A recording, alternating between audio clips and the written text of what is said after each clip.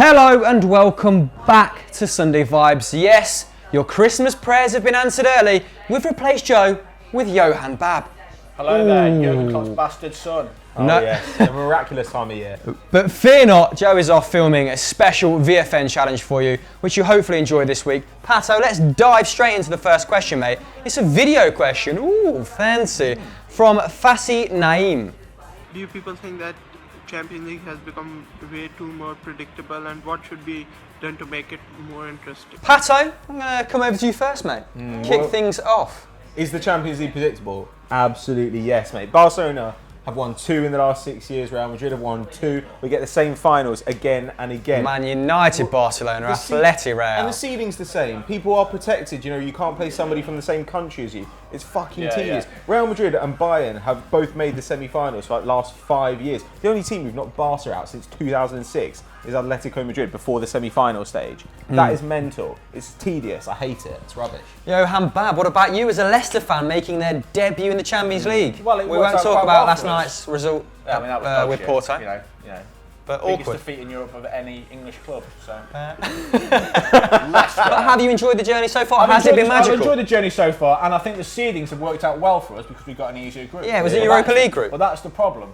Most of the time, it's Real Madrid getting protected. It's Bayern Munich getting protected. They don't need protection. I'd do away with the groups. I'd do away with seeding and just go straight knockout. Yeah. From round one. There you go, Johan Bab's a solutions man. Exactly. You know what, Bab? I think the Champions League is going to be a thing of the past in 10 years because such is the greed of the big clubs, a European Super League is inevitable. Look at the top 4 or 5 leagues, they get an automatic 4 spots from this year onwards. It's ludicrous. It's not the Champions League, it's a league for the rich and famous.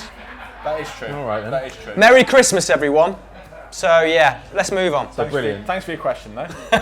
Okay, the next question comes from Reese Gelling Fisher, my 3-name brother. Which country will be the next to win their first World Cup? Ooh. Okay. Double tier question, Bab. So the next country to win their first World Cup. Yes, that's right. That is So what I someone said. who hasn't won it before. Yes, Who will win it next? also true. That's the way to 3 times. pronounce it. So I'm going to go for Portugal. Why? Yeah, why not? Why? Ronaldo. More details? No. But I am going to say that they won the Euros. Yeah. They did, mate. That's knowledge. Can't That's argue correct. And generally speaking, the Euros has a higher quality of team overall. There's no reason they can't replicate. He's a that in the regionalist. World Cup. Well, Babstradamus. Well, over Ronaldo there. thinks he can play for another 5 years, mate, so he will be at Russia, maybe at Qatar. So, Use his bus pass to get there, mate. Fucking hell. mate, I'm going to go for the perennial underachievers. It's Belgium, obviously. They've got a class squad now, but they've got the likes of Tielemans coming through, who I think is going to be a world star. Bossing it in the centre of midfield already. Captaining his side at a very, very young age. I think he could set the next tournament on flames, Bab. on flames. Big claim, Short and innit? sweet.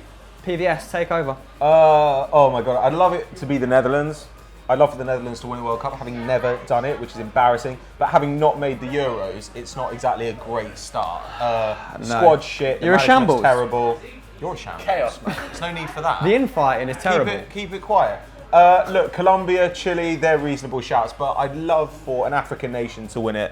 An African nation's never won the World Cup. And when you look at the talent coming through for Nigeria, there's reason to be excited, I think. They've got Musa, they've got Iheanacho, they've got Iwobi. We've also got players like Victor Moses, who's having a renaissance at the moment. They've still got veterans like Mate. John Obi Mikel. Do you know that Ross Barkley could have turned out for them? I don't care, Ross Barkley. Really? Imagine that. See? Bad, didn't know. Wow. He's no knowledge. Iwobi, mate. He's rubbish. Anyway, Nigeria, World Cup winners, 20, whenever the fuck the next one Hold is. on. But what do you guys think, eh? Oh. Vote in the poll above. Portugal, Nigeria, Yeah. or Belgium? Next question, lads. If you could undo the signing of one player or manager to your club, who would it be and why? And that's from Christian Burke, not Chris Burke, the ex-Rangers and Birmingham winger. Oh my fucking god. Ooh. Who would it be? Leicester, Hey, Bab. Leicester, Ian Holloway, Badger. Move on. Nailed it. Andre Santos did score against Chelsea at Stamford Bridge, but a fucking embarrassment.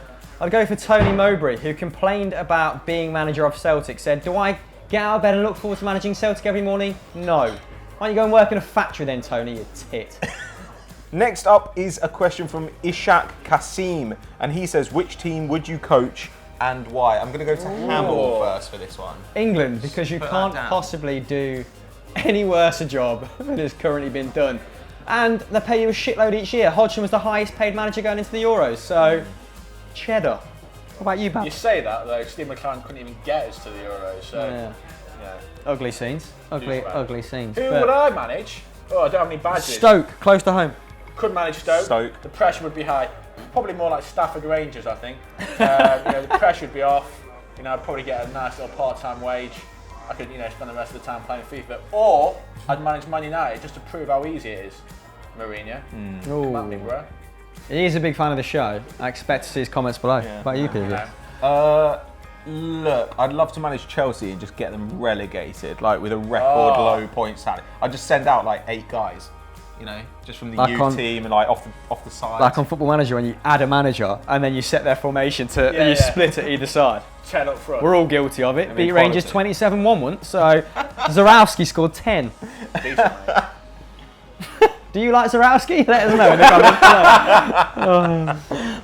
Next question comes from Abdulalim Aidu, boys, and it is, if you could name one player who deserved to win the Ballon d'Or in the past, Bab, not the future, who would it be and why? That is a great question, my friend. PVS, coming to you first. So many options: Bergkamp, Henry, Scholes, Sessions, All of the above. Cotti. But look, I think I'm going to have to punt for Claude Makelele. It's not a bad shout. It's a thankless role, that It is. defensive midfield role. But 10 years on, we still call it the Makelele role. That's how good he was in defensive midfield. And when he was sold by Real Madrid and they bought David Beckham, Zinedine Zidane said, what's the point of putting another layer of gold paint on the Bentley when you've sold the engine? Oh, what a quote, mate. Mate, Boom. praise from Drop Zidane the doesn't mic. get any higher than that. What about you, JB? Me, I'm going to go for another thankless role. Goalkeeper. Buffon. Buffon, and maybe Neuer in the future as well. Maybe Neuer in the future. Goalkeepers, those two have been so consistent over the past few years. I mean, Buffon for like 15 years. Yeah. And he's got no recognition for it. It's one of those tasks where basically they're never going to get a recognition. Like defenders, like Makelele, it's never going to His happen. longevity Always about attacking players. That's all they care about. is insane. Agreed. I'm going to go for Iniesta. I think he will never win it. That period where he could win it has now gone. No one threads the pass or starts the attack or skips past players in the midfield quite like Iniesta. For a player of his calibre and for a player to be as consistent as he is over a period of 10 years and not win it, it's a crying shame. He must look at Lionel Messi going to collect that Ballon d'Or with a full head of hair, dyed hair, what is he doing, and think, you know what? Wanker. Exactly. Wanker. But do you think Iniesta and Messi get on? As I do. Let us know in the comments below. Iniesta hates Messi. Yeah, perfect. And his hair. Our next question comes from Antonio Scrocco, and he says, if you could add any team to the Premier League, who would it be? Babetto, no look pass. Oh, Misdirection. Ronaldinho. Holy shit, I would pick Celtic. Took the words out of my mouth, Look at the mate. excitement. And I'd pick Celtic because I want to finally prove where they'd actually come in the Premier League. For years, it's like, just Celtic, we smash it up. What's with the hostility? Oh, mate, you're going to come 16th. I just want to put this Mate, put it to an end. I would take Put it to an 16th end. in our first season all day. Mate, so you're basically saying Survival. what would it be like to have Fulham back in the Premier League? Survival. Well, I'll take Fulham Fulham don't have a 60,000 capacity stadium. They are a very pleasant club. It is But very mate, I take that, and I think once we get that Premier League Bunsen burner, we'd be challenging the top 6, the hegemony of the top 6. People want to play for Celtic and admire the history. They just don't want to play in the SBL, which is fair enough. Big self That's a fair point. I'd go for, talking of Scotland, segue. I'd go for Billy Davies' Derby side again. The most hilarious team in the Premier League era to watch get thrashed every week. Robbie Savage was captain. Paul Jewell had to take over halfway through the season. And he said, Bab, and I quote, "I've got more points on my licence than we've got in the Premier League." They were just the worst side ever in the Premier League, and it always bottom of match of the day. And why would you want to bring them back? Yeah, Because it was hilarious. Yeah, it's I'm a true. sadist. Seeing Robbie Savage lose was very funny. Yeah. I think I'd go for Borussia Dortmund, mate. Yeah, a sensible answer. They've got quality fans. They're a great side. I love those kids. Go to work on the railways. Thomas Tuchel's a great coach, and they just get fucked over every year by the fact they play in the same league as Bayern Munich. So I'd rather they came to the Premier League and other teams can fuck them over I instead. think if Bundesliga, With that Premier League money, though, Yeah. they're absolutely crushing. yeah, there's the Bayern president said they're 130 million pounds each year behind the top Premier League sides. So think what Bayern could do with Cry me a that, fucking river, Bayern. with that cheddar. Equally, yeah. Bab, we have a question here specifically for you, my friend, and this is from Mahmoud Hafaji. It It says, why is Dave such a twat sometimes? For the record, I think he's a lovely bloke, but please answer. One, I'm very impressed with this question. Because I didn't even know I was coming on the show until about half an hour ago. He's obviously psychic. So this guy, you know, he can see things. But why is Dave such a twat? Many reasons. Caffeine is a big one. Alcohol abuse. And then prior to that, a life on the street. But where can you see him being more of a twat, Bab? Oh, if you want to see more of Dave being a twat, to me, then head over to Dave and John. Great name for a channel, though. Very Plug. literal. Good. Very Seamless. literal. And Seamless. head over there and watch more dross. Because this is also dross, is what he's inferring. It's So implying yeah. that. So guys, that was this week's Sunday Vibes. A huge thank you to John Bab for turning out. Thank you for having me. Thank Obviously. you. Thoroughly enjoyed it. Pleasure. Pato's always here, so no thank you extended your way. And if you enjoyed this, why don't you watch Pato? Stat Wars. If you want to find out why I'm wearing this shirt like an absolute tit, then head over to EFD and check out this week's Stat Wars. Didn't really address that, did we? So You know, Easter egg. So. let's do it all again.